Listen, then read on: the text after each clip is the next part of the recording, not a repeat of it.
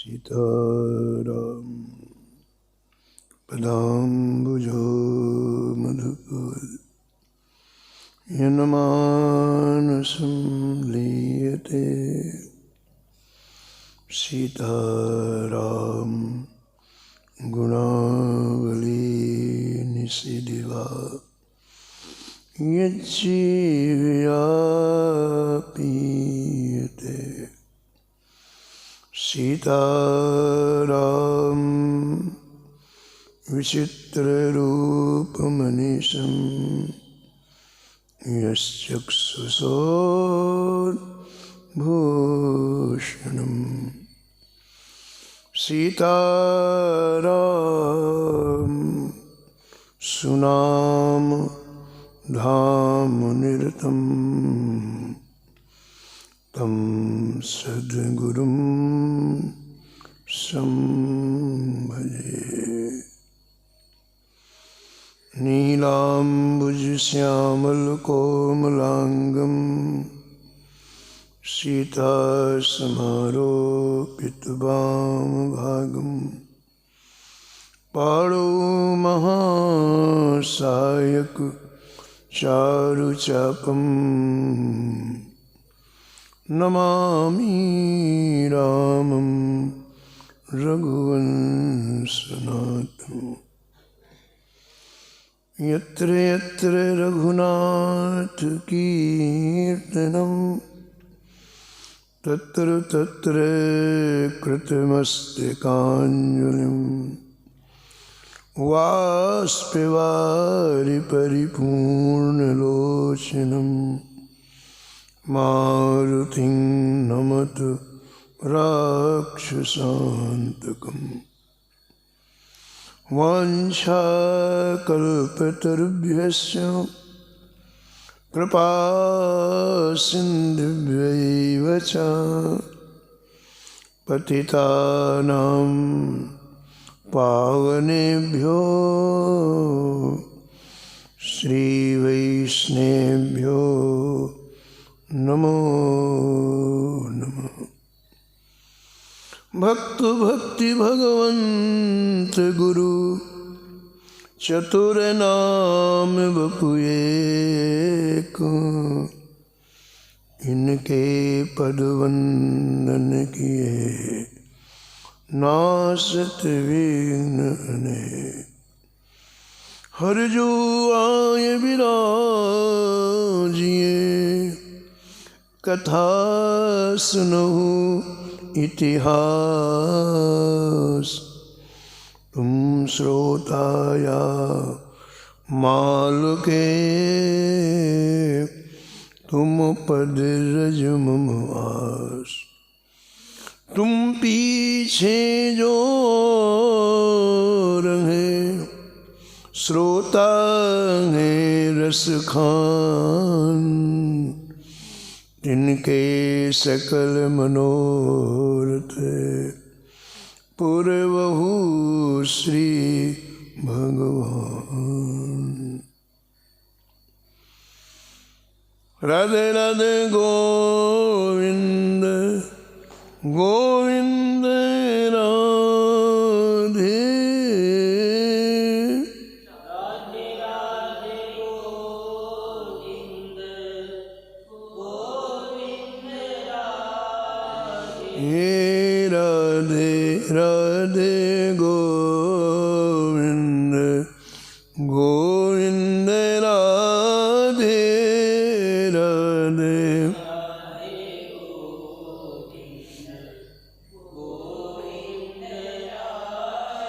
हे राधे राधे गोविंद गोविंद राधे राधे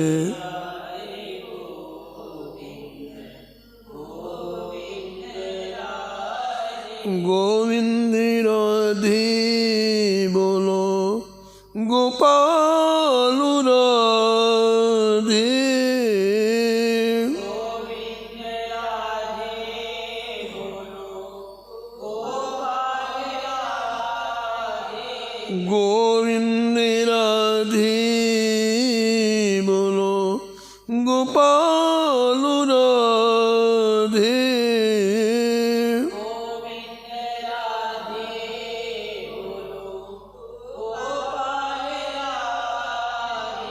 राधे राधे गोविंद गोविंद राधे राधे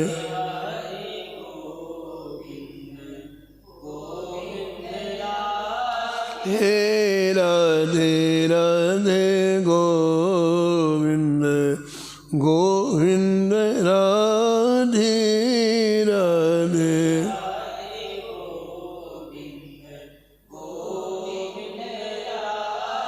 गोविंद राधे बोलो गोपाल राधे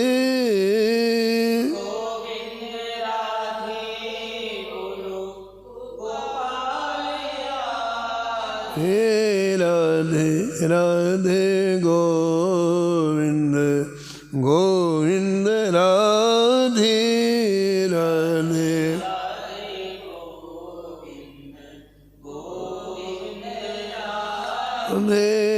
राधे राधे गोविंद गोविंद राधे राधे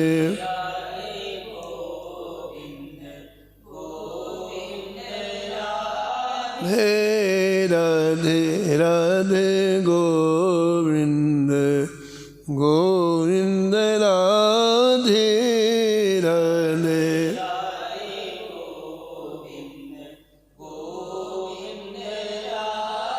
गोविंद राधे बोलो गोपाल राधे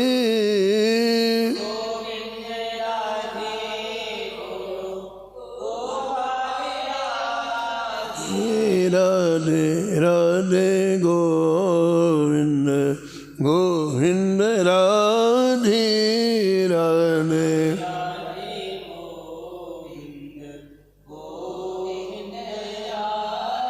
हे राधे राधे गोविंद गोविंद राधे राधे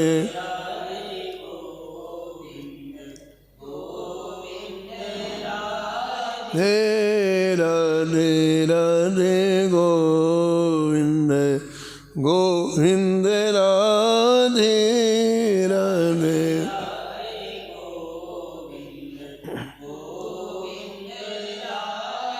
श्री जानकी वल्लभ लाल की श्री मंगल मूर्ति हनुमान जी महाराज की सपरिकर श्री भक्तमाल जी की सब संत भगवान की श्री स्वामी अग्रदास जी महाराज की श्री नाभाजी महाराज की श्री प्रियादास जी महाराज की श्री वृंदावन धाम की श्री बाके बिहारी लाल की श्री राधा वल्लभ लाल की श्री गिरिराज जी महाराज की श्री यमुने महारानी की श्री रामनाम महाराज की श्री गुरु रामानंदाचार्य भगवान की श्री महाराज जी की जय जय श्री राम।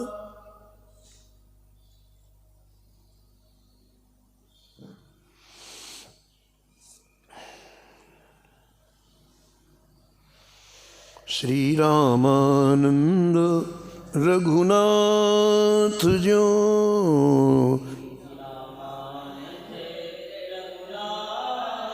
द्वितीय से तू जग तरण कियो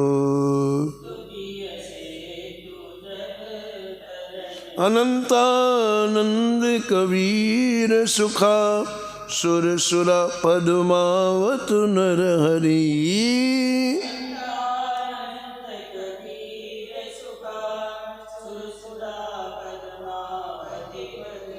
पीपा भावानंद रैदास नना सेन सुर सुर की घर हरी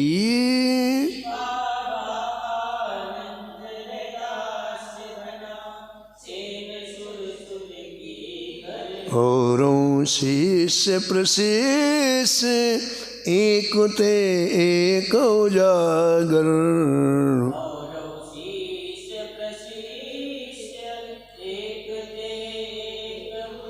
जग मंगल आधार भक्ति दस धा के आगर।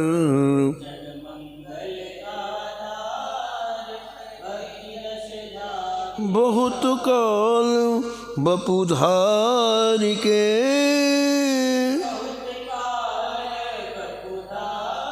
प्रणत जनन को पार दियो। श्री रामानंद रघुनाथ जो द्वितीय से तू जग तरण कियो। द्वितीय से तू जग तरण कियो।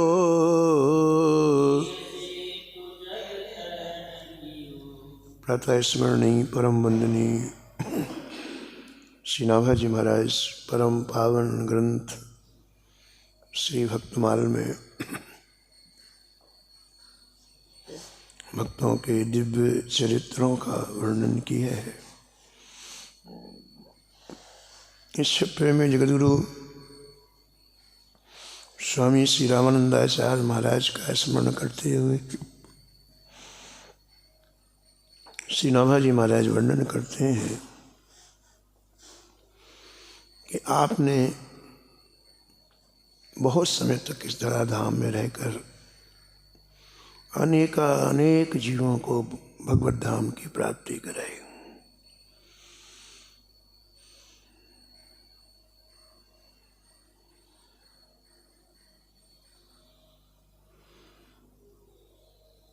भक्तों पर अनुग्रह करने के लिए, जीवों पर अनुग्रह करने के लिए स्वामी रामानंदाचार्य जी ने संपूर्ण भारत की यात्रा पैदल की। हजारों शिष्य स्वामी जी के साथ में जहाँ भी जाते दिव्य वातावरण निर्मित हो जाता, भक्ति नगर बन जाता है। जो परम नास्तिक होते वो भी उस वातावरण को देख करके भगवान के भजन के लिए दलायत हो जाते, दौड़ पड़ते। तो ऐसे इस यात्रा में आप गागनौरगढ़ पहुँचे और इन्हीं के शिष्य श्री पीपा जी ने अद्भुत आपका स्वागत किया। पीपा जी ने प्रश्न किया कि महाराज मुक्ति क्या है और वो कैसे प्राप्त होती है। कल के प्रसंग में आपने श्रवण किया कि भगवत धाम की प्राप्ति ही मुक्ति है। दिव्य धाम में श्री ठाकुर जी की सेवा प्राप्त हो जाना यही मुक्ति है। जिस वैष्णव के जीवन में सेवा नहीं है वो कंगाल है। हम वैष्णव का सेवा ही प्रधान लक्ष्य है, यही मुक्ति है, यही सर्वस्व है। अब वो मुक्ति कैसे मिले, तो कल आपने सुना जगद्गुरु रामानंदाचार्य जी ने कहा कि सबसे पहली बात तो आप भगवान का कथामृत पियो, नित्य भगवान की रसमयी कथाओं को रोज सुनो, नहीं पियो। और दूसरी बात आपने कही कि भगवान की रूप माधुरी का ध्यान करो। और तीसरी बात आपने कही कि भगवान का नाम एक क्षण के लिए भी जीवा से विदा न होने पाए। उठते बैठते चलते फिरते खाते पीते सब समय भगवान का नाम लो प्रेम पूर्वक। और जब प्रेम आपके हृदय में आ जाएगा तो भगवान को दर्शन देने में देर नहीं लगेगी। कल आपने सुना, सुन प्रेमी कर करुणा क्रंदन, सुन प्रेमी कर प्रगट दे तू दर्शन रघुनंदन प्रगट दे तो दर्शन। और भगवान जब रीझते हैं तो अपना धाम निश्चित रूप से देते हैं। जब रघुनंदन रीझ ही देह मुक्ति सुख धाम, रीझ करके देते हैं। और फिर अपना सब कुछ भक्त के ऊपर निछावर कर देते हैं और भक्त को परम विश्राम प्राप्त हो जाता है। इस प्रकार महाराज गागनौरगढ़ में नित्य नया आनंद हो रहा है। संत जहाँ जाते हैं वहाँ आनंद का वातावरण बन जाता है, क्योंकि उनका निजी कोई स्वार्थ नहीं होता। जहाँ किसी तरह का स्वार्थ होगा वहाँ संकीर्णता होगी, और जहाँ संकीर्णता होगी वहाँ आनंद नहीं आएगा, वहाँ तो दुख प्रकट होता है। तो इनका कोई स्वार्थ नहीं होता है, सभी प्राणी इन्हें अपने लगते हैं, तो आनंद का वातावरण बन जाता है। एक है कि गागनौरगढ़ में रहने से गुरु रामानंदाचार्य जी के सभी भगवत भक्त बन गए। सभी के हृदय में श्री ठाकुर जी के भजन करने की तीव्र उत्कंठा जागृत हो गई। अब देखो आप, जहाँ सूर्य रहेगा वहाँ अंधेरा नहीं रहेगा, सूर्य जहाँ नहीं होगा वहाँ अंधेरा रहेगा, ये नियम है। तो जहाँ सात्विक गुण हमारे जीवन में आएंगे तो तामसिक गुण अपने आप विदा हो जाएंगे, विकार अपने आप चले जाएंगे। हमको इनको विकार को भगाने का प्रयास नहीं करना है, अच्छी चीज़ों को लाना है। हमारे हृदय में जब श्री ठाकुर जी के नाम रूप लीला गुण का आगमन हो जाएगा तो ये अपने आप बोरिया बिस्तर उठा करके भाग जाएंगे। तो गागनौरगढ़ वासी स्वामी रामानंदाचार्य जी का नित्य प्रति सत्संग सुनते हैं तो दिव्य गुण आ गए, कलमश चला गया, पाप की वृत्तियाँ चली गई। तो कहते हैं हृदय में अब ठाकुर जी में राग हो गया, इसी का नाम बैराग है। और आज सब भजन करने लग गए। नित्य प्रति देह विविध उपदेशा, नित्य प्रति देह विविध हो ही बिरत नर सुनी लवलेसा, हो ही बिरत नर सुनी लवलेसा, सुनी लवलेसा, सुनी लवलेसा।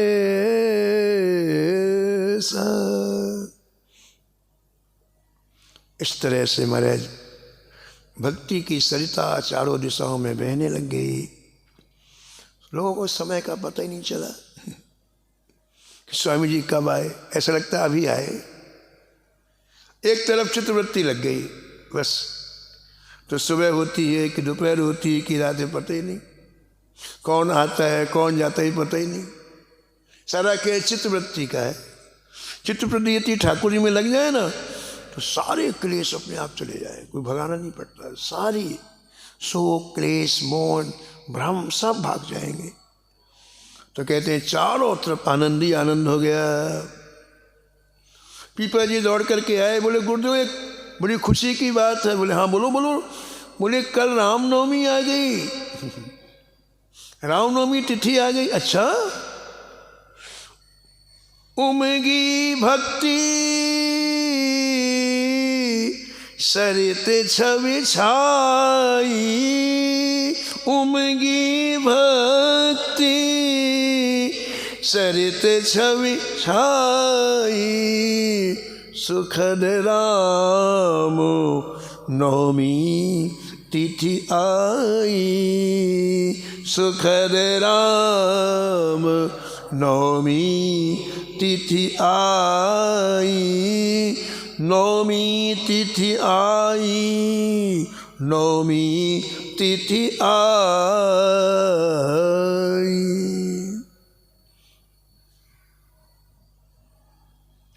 आज रामनवमी में गुरुदेव कृपा करके पधारे हैं, तो पीपा जी ने उत्सव की इतनी तैयारियां की, इतनी तैयारी की। श्री रामानंदाचार्य चरितामृत के लेखक श्री जयराम देव जी कहते हैं कि ऐसा उत्सव की तैयारी की जिसके लिए शब्द नहीं है। अभूतपूर्व उत्सव की तैयारी की। बोले कुछ तो बताओ कैसे? बोले जैसे दशरथ जी ने त्रेता में की थी, ऐसी तैयारी पीपा जी ने रामनवमी की।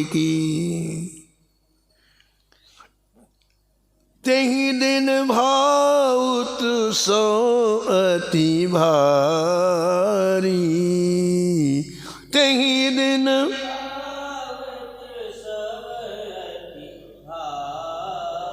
यथा अवध त्रेता छविधारी, यथा अवध त्रेता छविधारी।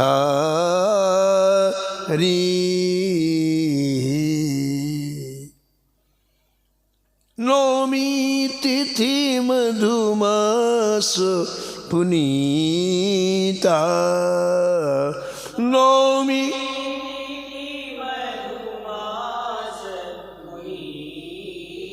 शुक्ल पक्ष अभिजित हर प्रीता, शुक्ल पक्ष अभिजित हर। मध्य दिवस अति शीत न घामा,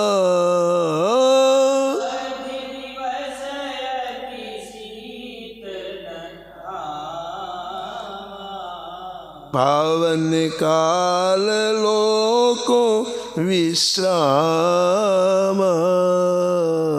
पावन काल लोको विश्राम।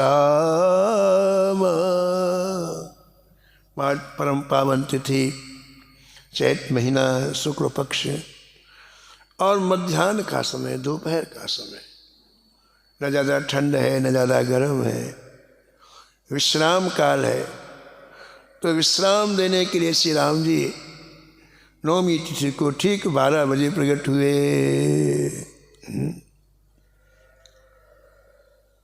संतन सुंदर साजो साजा, संतन सुंदर गान करही पद जम्यु समाजा, गान करही पद जम्यु समाजा, जम्यु समाजा। आज संतों ने श्री राम जी का ऐसा सुंदर श्रृंगार किया है कि महाराज किसी की नजर नहीं हटती है। आज अयोध्या के, काशी के इन संतों ने ऐसी बधाइयाँ गाई हैं महाराज। कहते हैं जम्यऊ, आज का राग रंग इतना जम रहा है क्योंकि स्वामी जगतगुरु रामानंदाचार्य जी विराजे हुए हैं, उसका वर्णन नहीं किया जा सकता। उड़त गुलाल लाल भय बादर, उड़त गुलाल वाद्यनाद सुन डर पही कादर, वाद्यनाद सुन डर पही कादर, डर पही कादर, डर पही कादर।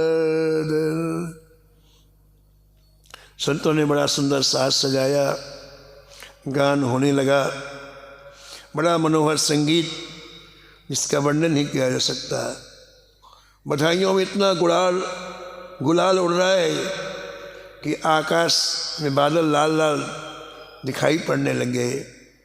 नगाड़ों की धुन इतनी हो रही है कि जिनका कमज़ोर हृदय घबरा रहे, इतनी ज़ोर ज़ोर से नगाड़े बज रहे हैं। बंधन वार ध्रुजा फहराही, बंधन वार कदली पात लता लहराही, कदली पात लता। को सुमन रतन बरसावही, को रतन को मोदक मधुर लुटावही, को मोदक मधुर लुटावही, मधुर लुटावही, मधुर लुटावही। आज अगलोरगढ़ के उन प्रेमियों का वर्णन कर रहे हैं श्री जयराम देव जी कि उस उत्सव को देख करके सारे नगर में आज सजावट है। बंधनवार बंधे हुए हैं, ध्वजाएं फहरा रही हैं, खम्भों के बड़े बड़े खम्भे खड़े हुए हैं, पुष्प से आच्छादित लताएं लहरा रही हैं पूरे नगर में। और लोगों ने आज अपने खजाने खोल दिया। किसी ने आज इन सभी समाजियों के ऊपर पुष्प की वृष्टि की, नगर निवासियों के ऊपर पुष्प की वृष्टि की, और कहते हैं किसी ने रत्नों की वर्षा की, हीरे जवाहरात ऐसी रत्न की वर्षा की, और किन्हीं किन्हीं लोगों ने महाराज सुंदर मोदक बनवाए, बढ़िया मुदी के रंग बिरंगे लड्डू बनवाए, और आज महाराज चारों तरफ लड्डू को बांटे नहीं जा रहे हैं, बरसाया जा रहा है। जिसको जितना चाहिए उतने ले जाओ, लड्डुओं की कोई वर्षा कर रहे हैं। उस समय की उत्सव की लीला को देख करके महाराज आनंद का समुद्र उमड़ने लगा। ऐसा उत्सव देख करके लोग स्तंभित हो गए। उत्सव करते करते सायंकालीन गोधूल बेला हो गई, गोधूल बेला हो गई, 5:30-6 बज गया। तो पीपा जी ने विचार किया कि आज रामनवमी है, तो कुछ न कुछ आचार्य चरण का आशीर्वचन मिलना चाहिए। तो सबको महाराज जितने लोग आए थे सबको बैठने के लिए निर्देश दिया कि सब लोग विराजो। तो महाराज इतने लोग आए थे, सब विशाल सभा बन गई। गुरु रामानंदाचार्य जी मध्य में विराजे, और 12 महाप्रभु जी के साथ में जो चल रहे हैं महाभागवत वो भी विराजे। जैसे 12 सूर्यों के बीच में भगवान विष्णु विराजे, ऐसी जगदगुरु जी की दिव्य शोभा हो रही है आज।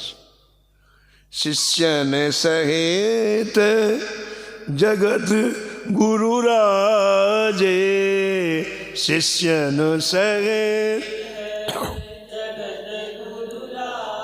जन 12 रवि बीच हरि भ्राजे, जन 12 रवि बीच हरि भ्राजे, हरि भ्राजे, हरि भ्राज।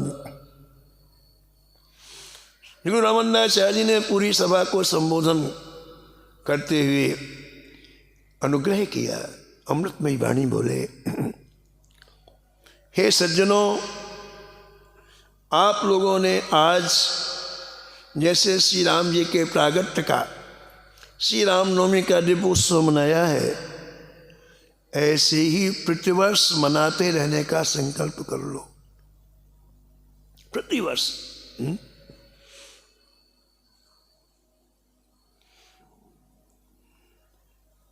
श्री राम जी पूर्ण ब्रह्म हैं और सभी अवतारों के अवतारी हैं, यानी सबके कारण हैं। और जो श्री राम जी की शरण में चला जाता है वो शरणागतों को सुख देने वाले हैं, संसार से मुक्ति देने वाले हैं। जान सच्चिदानंद निज जान सच्चिदानंदन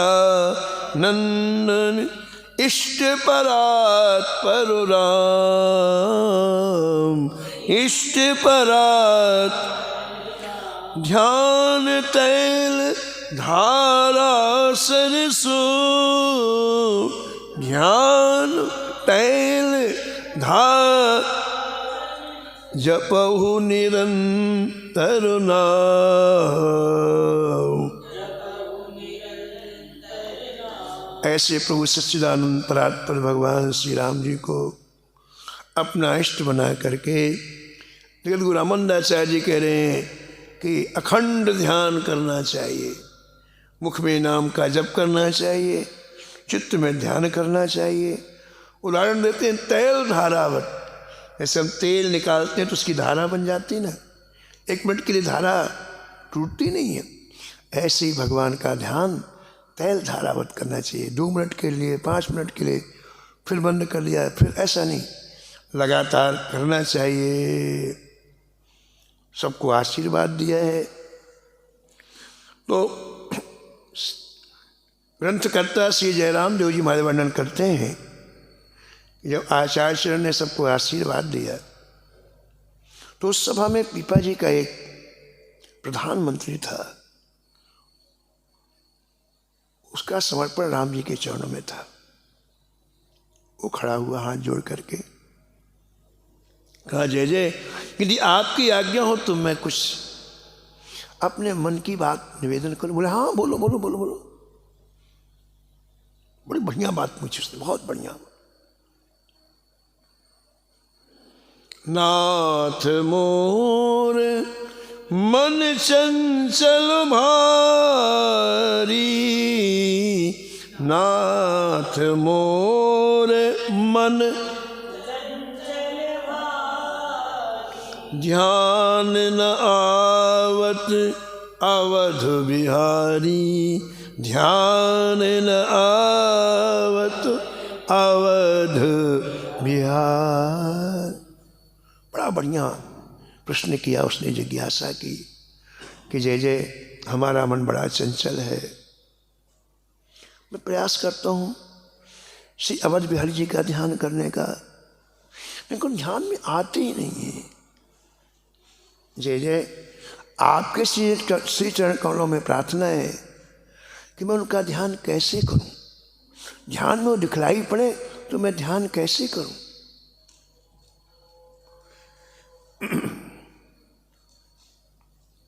बहुत बढ़िया प्रश्न पूछा। विनय पत्रिका में कभी कभी गोस्वामी जी ठाकुर जी से रो पड़ते हैं, जय जय कैसा मन है, मैं इसको इतना समझाता हूं ये समझता नहीं है, ये बार बार संसार में जाता है, ये जानता है संसार में कुछ नहीं रखा, लेकिन हट नहीं छोड़ता है। मेरो मन हरिजू हठ न तजे,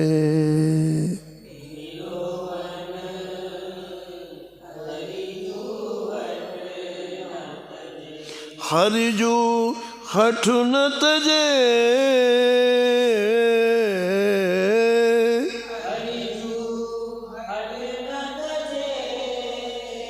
मेरो मन हरिजू हठ न तजे, मेरो मन हरिजू। निस दिन सीख देव बहु विधिहा, निस दिन देव बहु विधिहा, करत स्वभाव निजे, हाँ करत स्वभाव। मेरो मन हरिजू हठ न तजे, मेरो मन हरिजू हठ न तजे। हे राघव, हे माधव, हे गोविंद, मैं दिन रात इसे समझाता हूँ, भजन कर भजन कर भजन कर, लेकिन ये अपना स्वभाव नहीं छोड़ता। भागता है भजन से। भजन में एक क्षण के लिए स्थिर नहीं होता है। हो हार्यो कर जतन विविध विधि, हो हार्यो कर जतन अतिशय प्रबल अजय, अतिशय हीनात मैंने विविध उपाय किए, लेकिन मैं हार गया, ये मन नहीं माना। एक उपाय नहीं, मैंने लाखों उपाय किए इसे भजन में लगाने के, लेकिन जय मैं हार गया, ये नहीं माना। ये वहीं जाता है जहाँ नहीं जाना चाहिए, क्योंकि प्रबल है ये, इसको किसी का भय नहीं है, किसी का डर नहीं है, और अजय है, किसी से जीता नहीं जा सकता। इसलिए भगवान ने गीता में कहा मन मैं हूं। ये प्रबल भी है और अजय भी है। गीता में भगवान श्री कृष्ण अर्जुन ने पूछा, महाराज मन बड़ा चंचल है, कैसे बस में हो? जैसे वायु को रोकना बड़ा मुश्किल है, ऐसा मन को रोकना बड़ा मुश्किल है। कैसे इससे काम ले? तो भगवान ने कहा देखो भाई, दो काम करना पड़ेगा। गीता में भगवान ने कहा अभ्यास और वैराग्य, इन दो कामों से मन फिर धीरे धीरे आपके बस में हो जाएगा। अभ्यास किसे कहते हैं?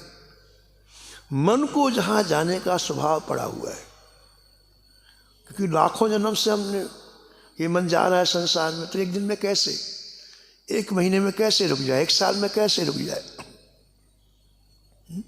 हमारे यहाँ पहले एक गाय रहती थी, शुरू में एक गाय रहती थी, बड़ी अच्छी गाय थी महाराज, क्या उसके बारे में क्या कहें।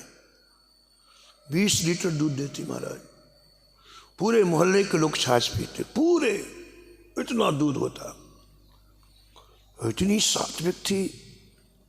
जो गाय के जानकार हैं वो आते महाराज, और उसके चरणों के नीचे से, तन के नीचे निकल करके साष्टांग को प्रणाम करते।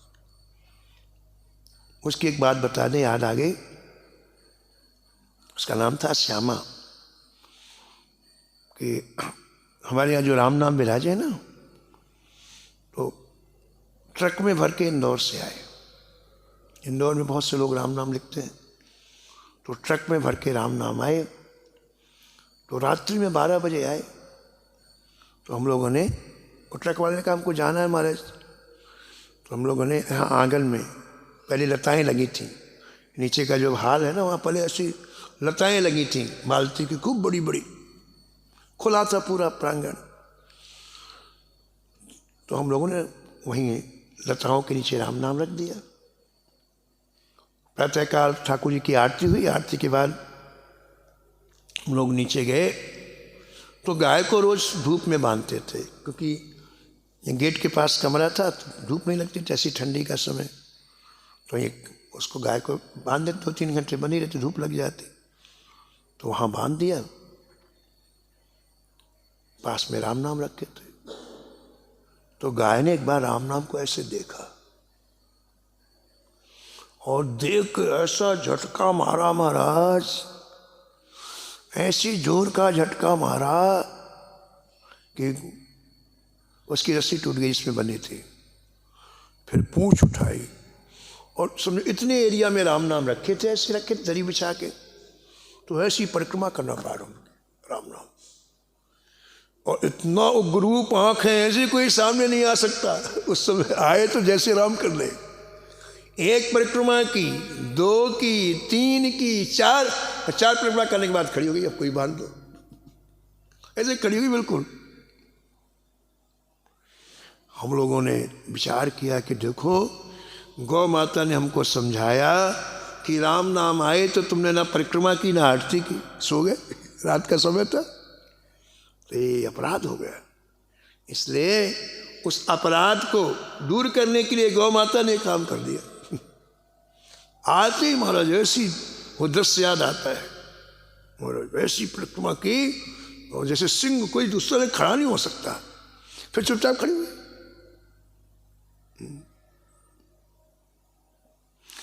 तो हम ये कह रहे थे कि देखो वो गाय जहाँ से आई थी, हम लोगों ने लिया था गाय जहाँ से आई थी, एक बड़े सज्जन व्यक्ति थे, उन्होंने दिलाई थी गाय।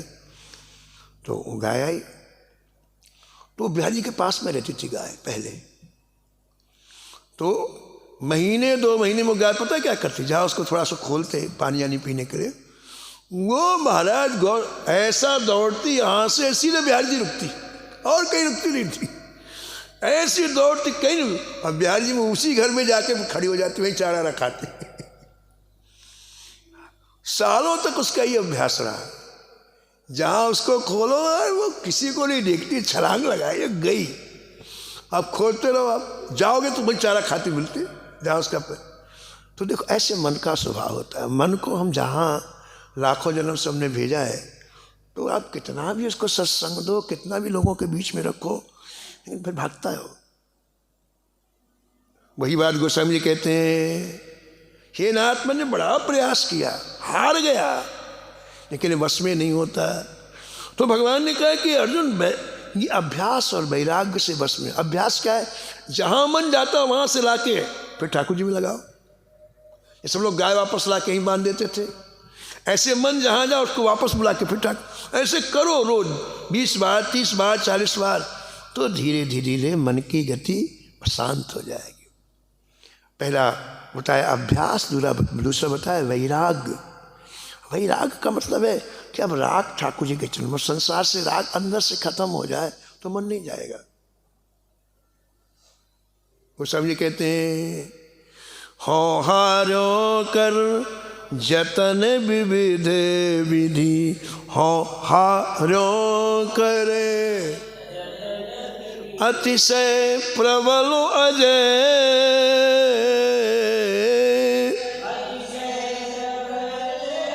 तुलसीदास बस हो ये तब ही जब,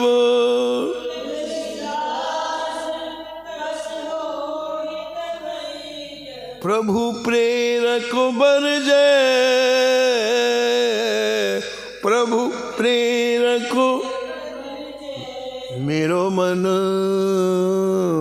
हरजू हठ न तजे, मेरो मन हरजू हठ न तजे। वो सब ये कहते हैं महाराज हम तो हार गए, अब बस एक ही आसरा है कि आप इसे डांट दो तो फिर कहीं नहीं जाएगा।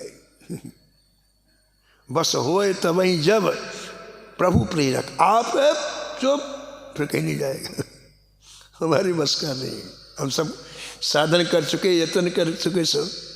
तो यहाँ पीपा जी के प्रधानमंत्री पूछ रहे हैं गुरु रामानंदाचार्य जी से कि जय जय मेरा मन बड़ा चंचल है और चंचल मन में ध्यान नहीं होता है।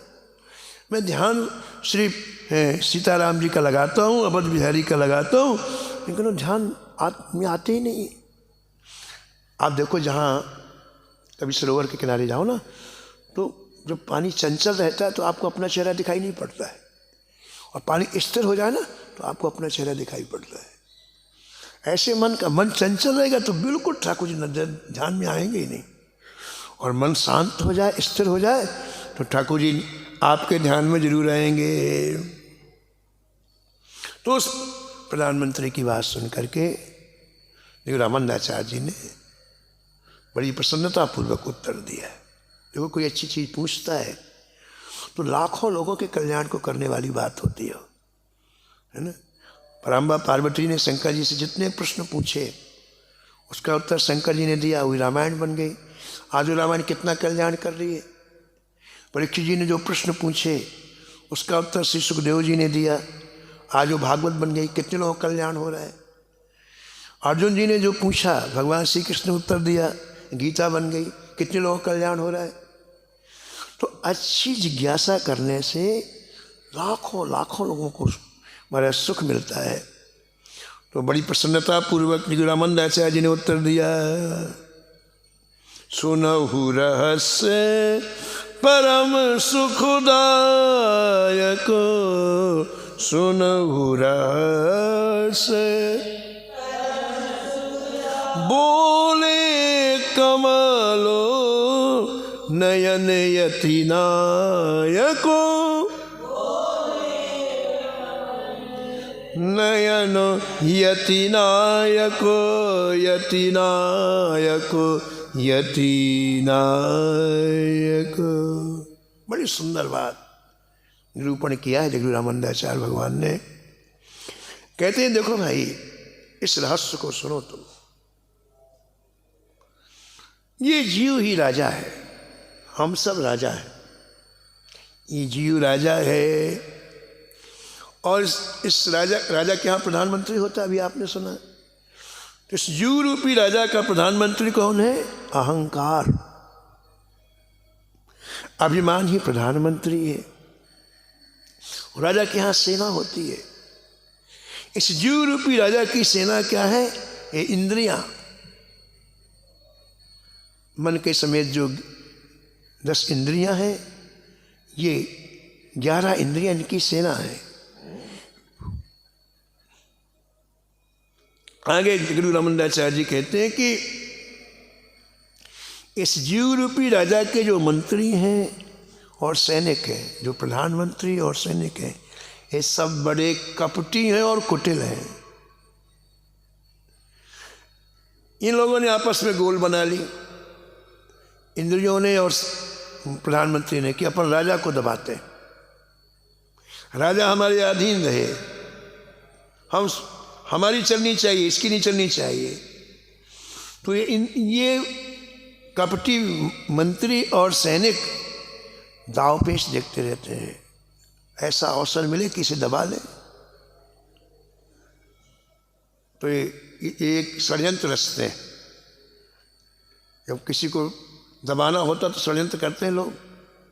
तो ये मंत्री, अभिमान रूपी मंत्री और इंद्रिया रूपी सैनिक आपस में बातचीत करके षड्यंत्र रचते हैं कि जीव रूपी राजा के पैरों में वासना की बेड़ी डाल देते हैं। जैसे जो कैदी होता है उसको हाथ में लोहे की जंजीर पहना दी जाती है, पैरों में जंजीर पहना, कहीं भागे नहीं। तो ये प्रधानमंत्री और ये सैनिक क्या करते हैं कि जीव रूपी राजा के पैरों में वासना की बड़ी भारी मोटी जंजीर बांध देते हैं। अब कुछ कर नहीं सकता। जंजीर पर हाथ बन जाए, पैर बन जाए तो आदमी क्या करेगा बताओ। राजा के पैर में जंजीर बांध दी, अबे फिर इसकी दुर्गति करते हैं, महाराज इसकी हालत खराब करते हैं। गोसाई मैंने पत्रिका में लिखा है,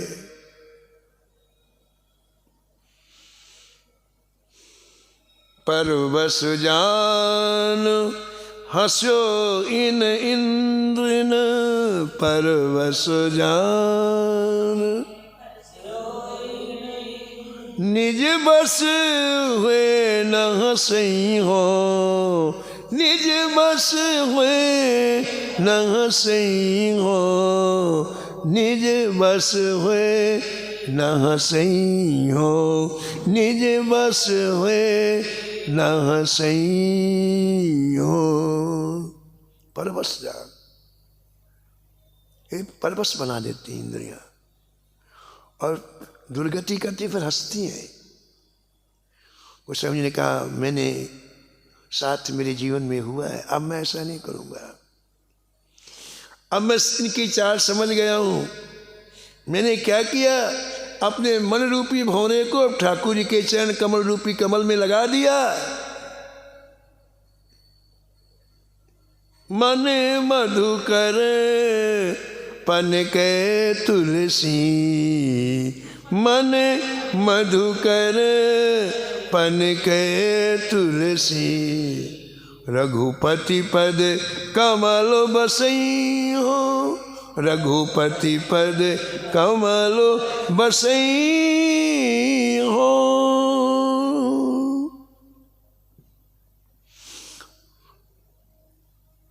तो ये मन समेत ये जो 11 इंद्रियां हैं, ये दिन रात जीव रूपी राजा को दुख देती है। मन समेत 11 बटुपारा, मन समेत 11 बटुपारा, ते निस दिन दुख देते अपारा, ते निस दिन।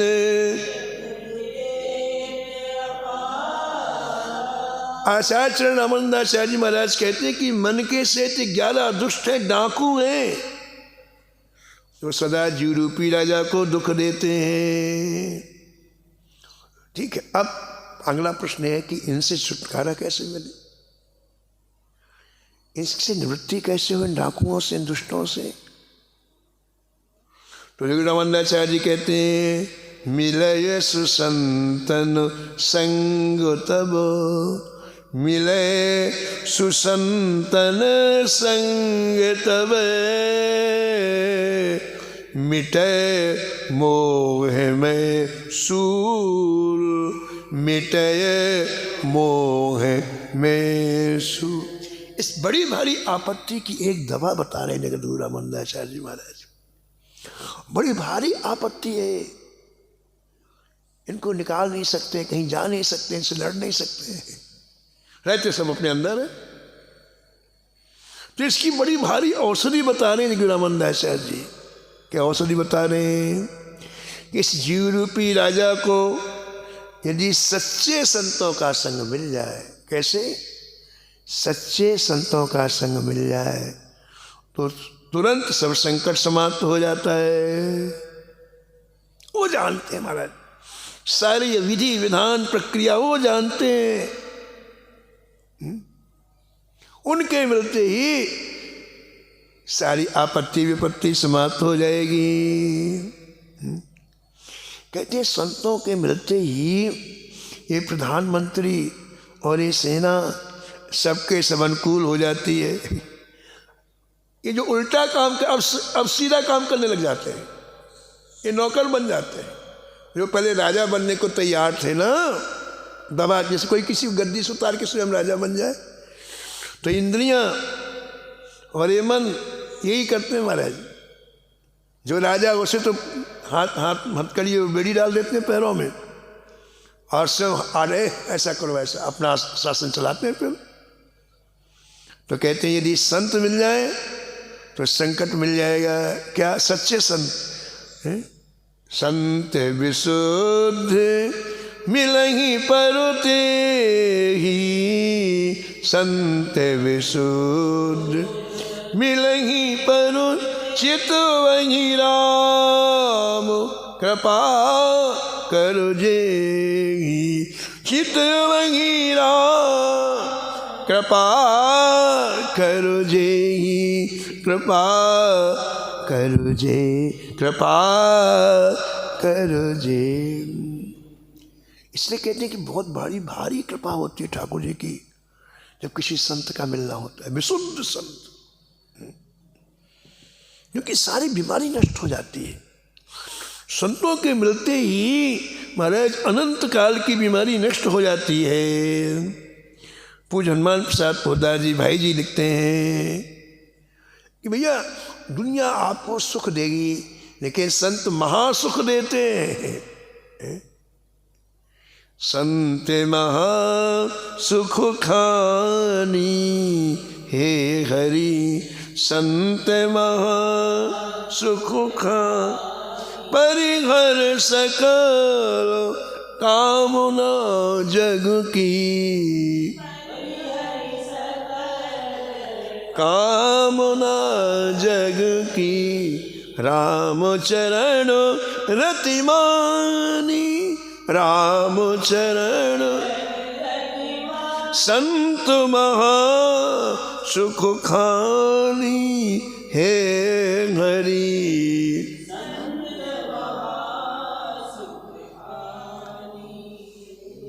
पर दुख दुखी सुखी पर सुख ते, पर दुख दुखी दीन विपतु निज जानी।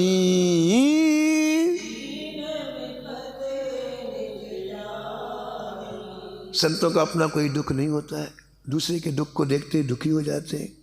संतों का अपना कोई सुख नहीं होता है, दूसरे को सुखी देख करके सुखी हो जाते हैं। और देखो, जिसके ऊपर विपत्ति आती है तो संत समझते हैं हमारे ऊपर विपत्ति आई,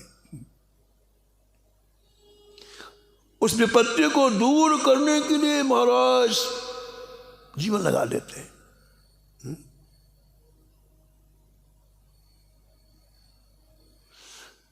परम पूज्य श्री राम मंगलदास जी महाराज एक संत हुए, करीब 100 वर्ष के आसपास हो गए। उन्होंने एक भक्तमाल लिखी,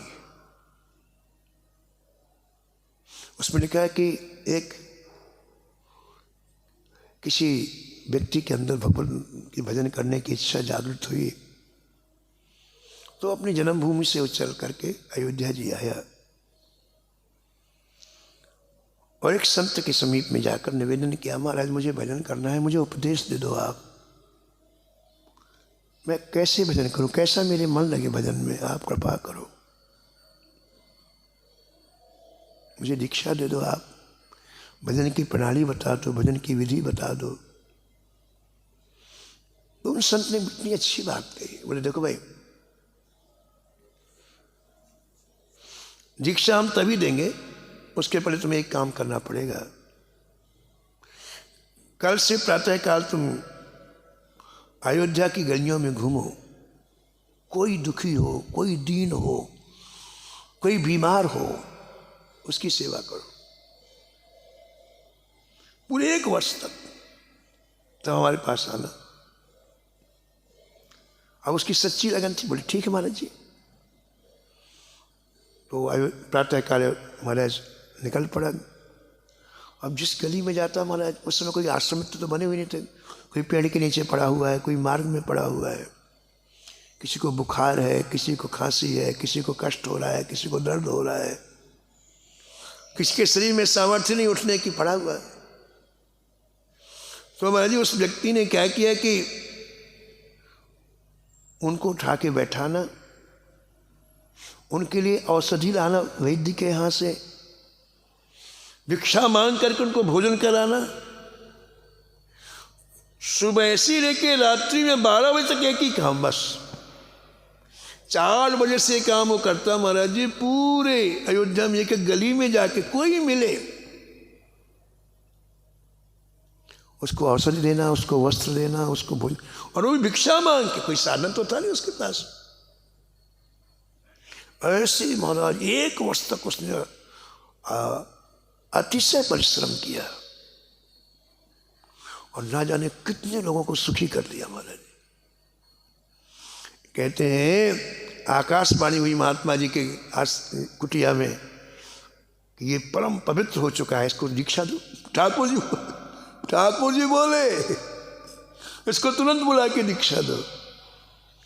तो देखिए, दीन विपत्ति निज जानी, दूसरे की विपत्ति को अपनी विपत्ति मान लेते हैं।